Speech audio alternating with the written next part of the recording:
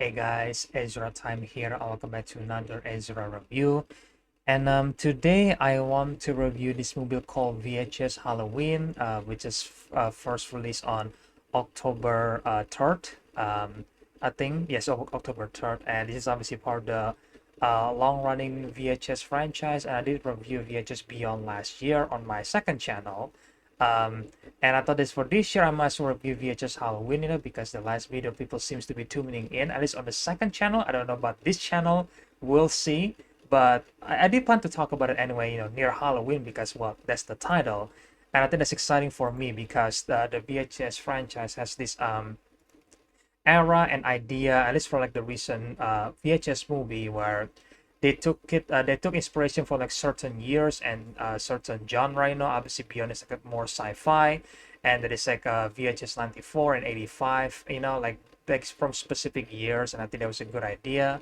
And I think this is the first time VHS are using the Halloween setting, which I think, okay, that's exciting because there is so many scary Halloween story that could be told, so it is definitely an exciting prospect. And for the review, there will be timestamp in the video. I will review this an anthology per by the segment, so I'll be reviewing every single segment. And I think at the end of the video I will be ranking the segment, from the best to the worst, and then I guess the overall conclusion about how I feel about the movie. So for VHS anthology, we have a couple of like segment here. So the frame narrative is called Phantasma, I think, and it was directed and written by Brian M. Ferguson. And I'm not gonna be talking too much here because honestly, the frame narrative here is not that interesting because it was a story for like a document experiment in 1982, like the Octagon company is planning like a new diet soda called Diet Phantasma, and they basically bring in this test subject to test the soda, and it was revealed that this soda contained like a poltergeist or like a dark spirit energy, and every single person who drinks it becomes like insane and start killing each other. And honestly, it wasn't that interesting because like every single time they drink it, I know they're gonna die, so I think it's not that interesting. Every single time we went back into it, I was like, okay, well, yeah, you're gonna drink it. Like the premise itself is just not that interesting in my opinion. It's like a soda that has like an evil stuff in it, and then you drink it, you die. Like that's not interesting, at least for me. And having that as like the frame narrative of the movie, it was like, yeah, it was less exciting in my opinion, less interesting. But anyway, let's get into the first segment of the VHS Halloween, which is called Coochie Coochie Coo. I think I might mispronounce that, or Choochie Choochie Choo, I don't know. But it was directed and written by Anna Zlokovich, I think, and it's followed two high schoolers named Lacey and Khalid, where they decide to go for one last night to go trick-or-treating. And this is obviously again high schoolers, so I think at the time people are no longer trick-or-treating ever since you are in high school, because trick-or-treat are usually for kids, right? And because these two girls decided to go trick-or-treating for the one last time, they basically came across like an abandoned house, like a house that was in the middle of the street, but nobody was able to see the house for some reason.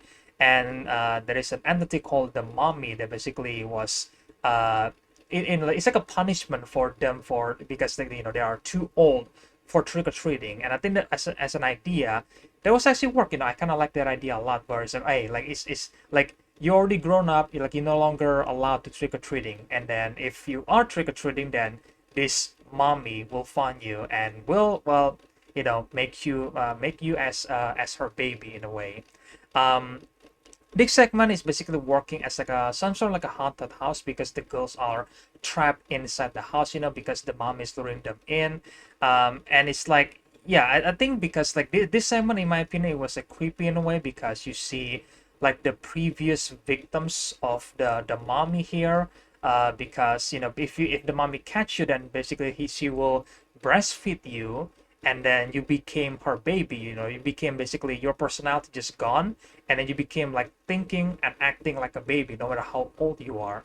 And it was actually really disturbing in my opinion. I think the one thing that kind of like keeping it down for me, in my opinion, is that how dumb some of the characters were, like one of the characters are so dumb, I can't remember which one it is, between Lacey or Kaylee, but basically one of them are so dumb, because like one of them is trying to go inside the house, because again she's a dumbass, and then one of them is like, I think, who's recording it with a camera. She was like, hey, like let's we need to get away, because like this is sus. This house is so creepy, it's so weird. There's nobody trick-or-treating in front of the house. Like, that was weird. But the other friend was like, no, this is fun, let's go, let's get inside. And because of that stupidity, like, they both got trapped inside of this house. And again, like I said, there's some creepy scene with the baby here. There's like a giant bald man with baby face in it, and he just like stares at you.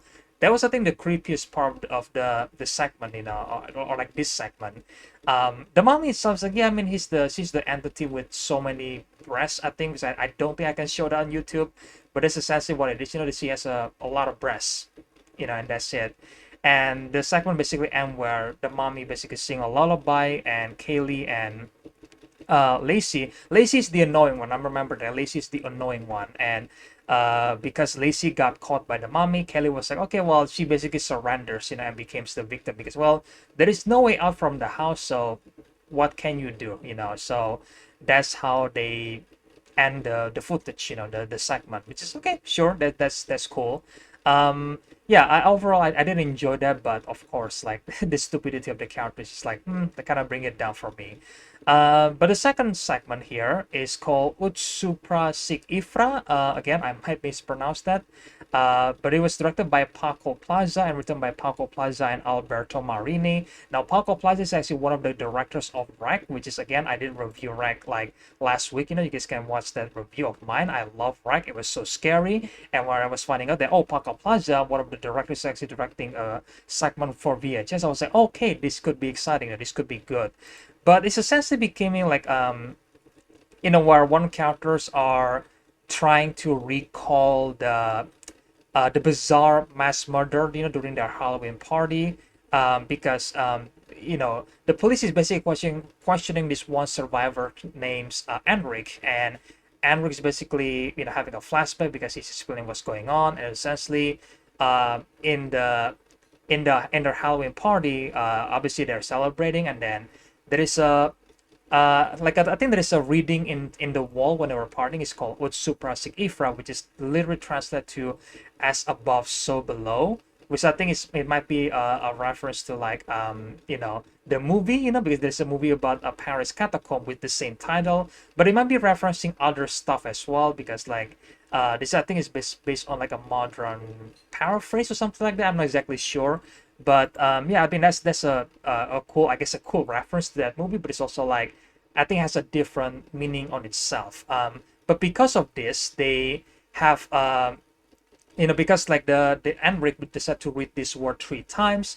There is a phone in the middle of the room that rings, and Enric decided to pick it up, and then he begins to, he gets possessed by the spirit, and then he kills everybody in the party. And this led back to the present day, where Enric once again leading the police officers to the Halloween party where the massacre happened, because again they try to find out what's going on.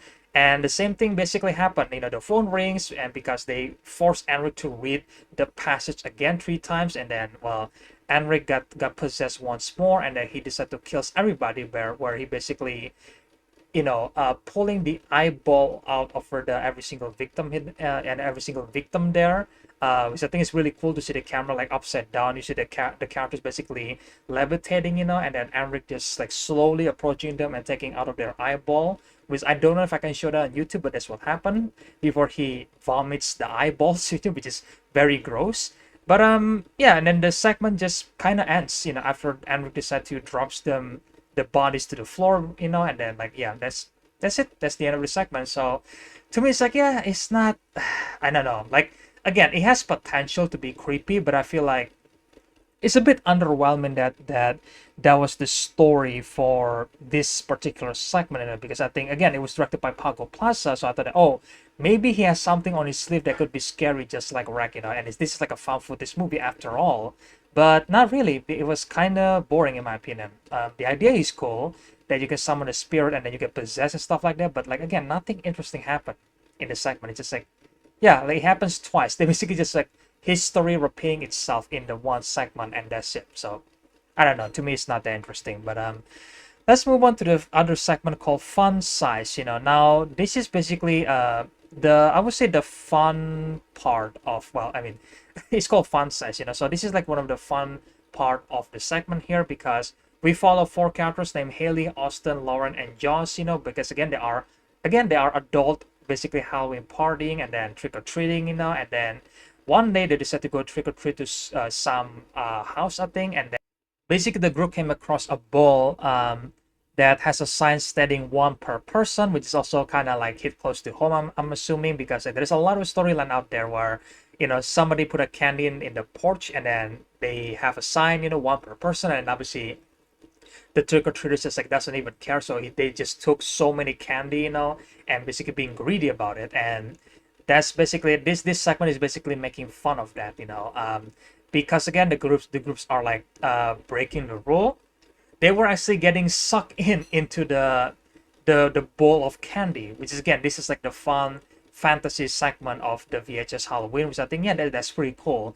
But basically they all get sucked into this like parallel reality where they are stalked and chased by the in the bloodstained quarters of Fun Size, I think, which is like a mascot costume with superpowers, which is like, again, completely ridiculous. But there is some scene that was actually quite disturbing, because previously we see the characters are like eating the candy before, which is from Fun Size, and then I noticed that the chocolate looks kind of weird. Like, why is it shaped that way now? And I didn't even think about that. Oh, it was literally a pee-pee. It wasn't. I was like, okay, like that's a weird shape, but I'm sure that means nothing, right? But in the segment, it was revealed that the candy are actually made from human body parts. We see one of the characters getting shredded to pieces, and then they're basically shredding their arms, their legs, their pee-pee, their ears, their eyeballs, and then they use that they use that to make their chocolate.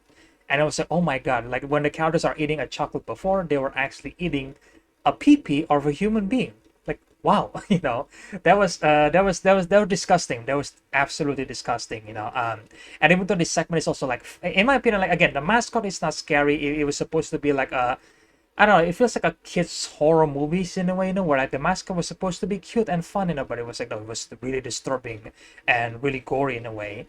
I do like the gory parts, where one of the characters are getting shredded to pieces. I think that was disturbing.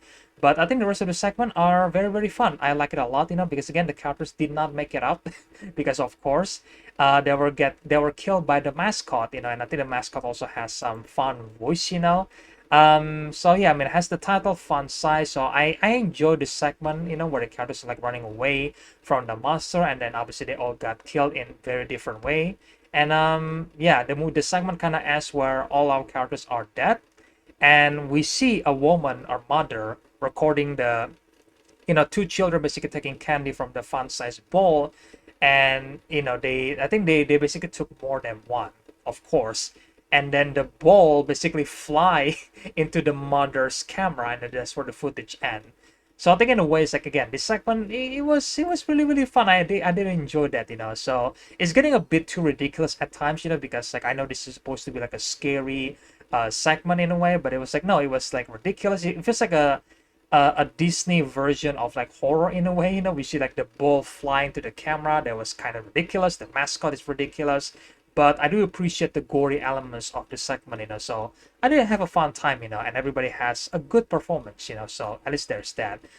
Even though, again, it was built from the character's stupidity, so there's that. Moving on to the next segment. Now, this next segment is called Kidprint, which is written and directed by Alex Ross Perry, and man, I have to jinx myself, because in the last segment, Font Size, I thought that, well, it was fun, it was ridiculous, it was like, it's okay. And then this next segment plays, and I was like, oh my god, this is so disturbing. This is in my opinion, this is the best and the most disturbing segment in VHS Halloween, Kidprint. So the story took place in the fall of 1992, where we follow like a local video store owner named Tim Kaplan, where he basically run a store named Kidprint, where basically he documents the kids or like children videos, where basically recording the video for the kids, and then to send them to their families and stuff like that.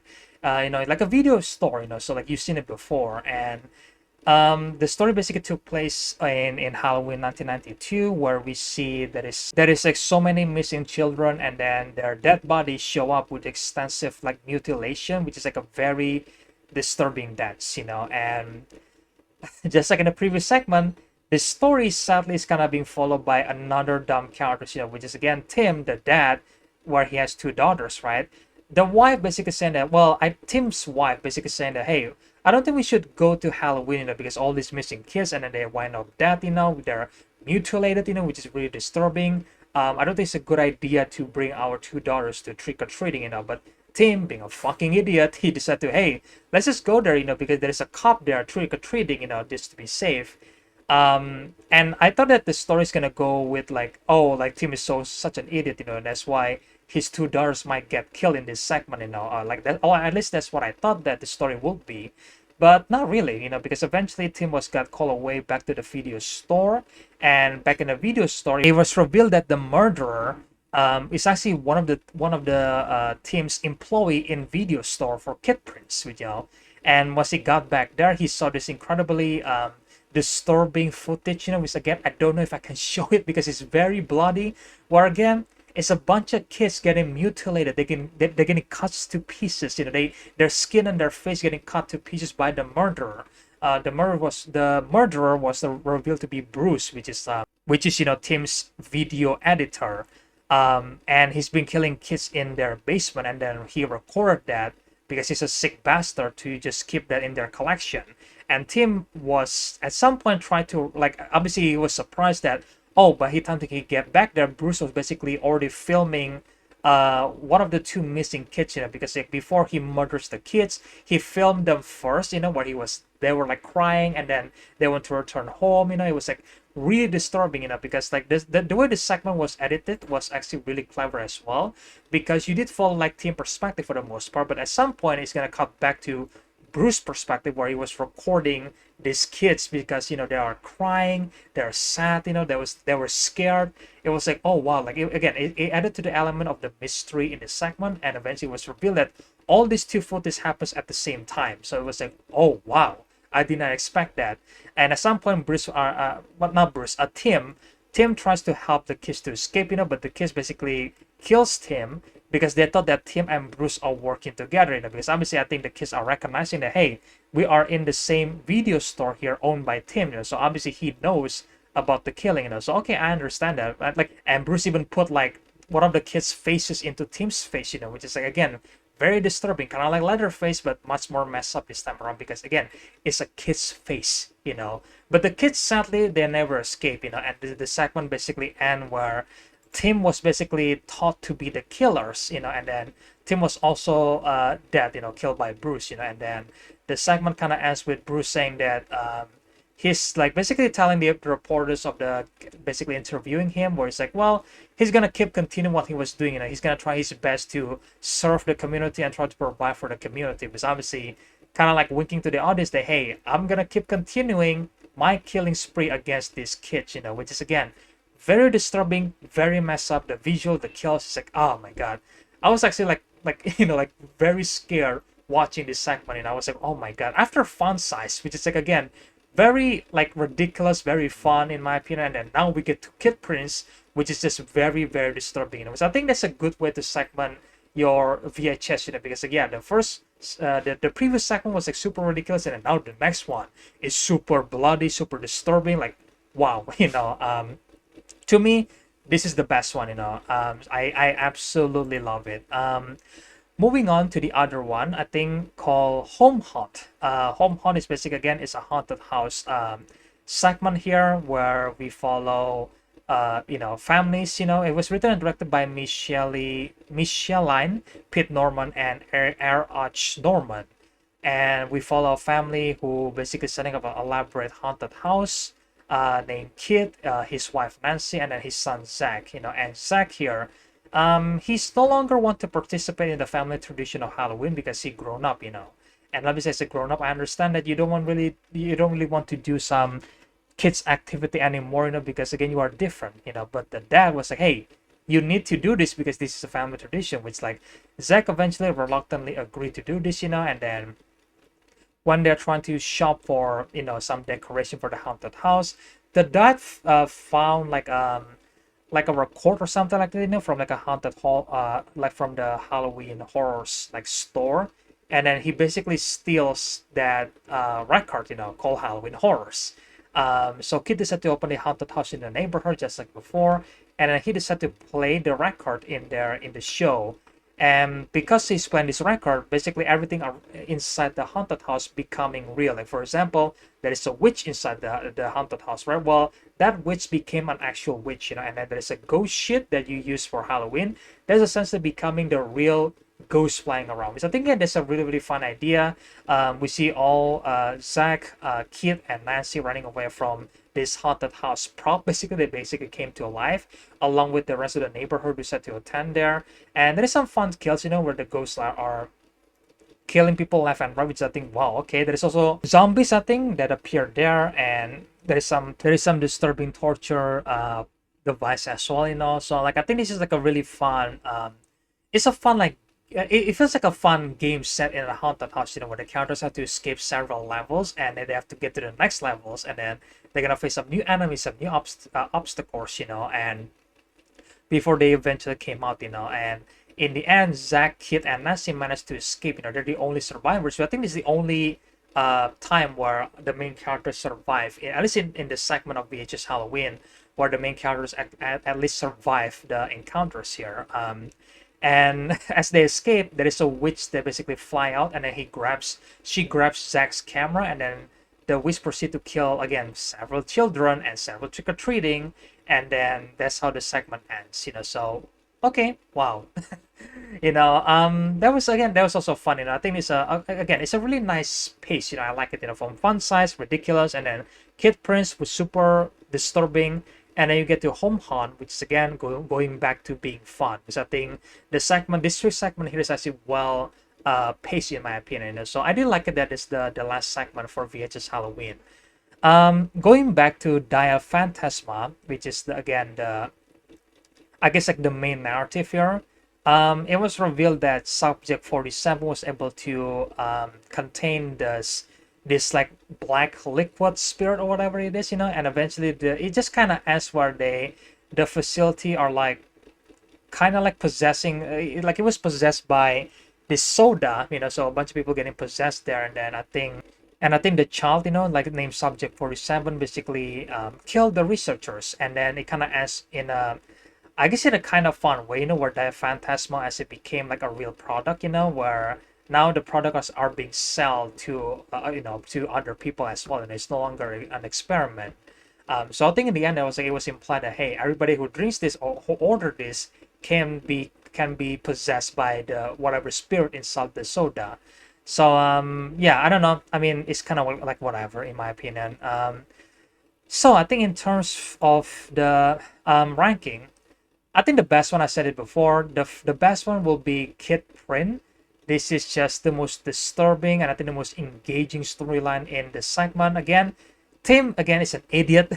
We sadly became the big part of like the big criticism of VHS Halloween. But Kidprint is the best one because how disturbing and how creepy everything was. And I think the next one I'm gonna give it to, I think my mind goes to Home Haunt, because Home Haunt, because I did like that segment, where all the haunted house become coming to life, and then they decide to, well, you have to escape the haunted house, evade these ghosts and witches, and like torture people, whatever it is, So I think that idea is actually really really fun in my opinion. So I did enjoy that, and I think the third one, I think it's gonna be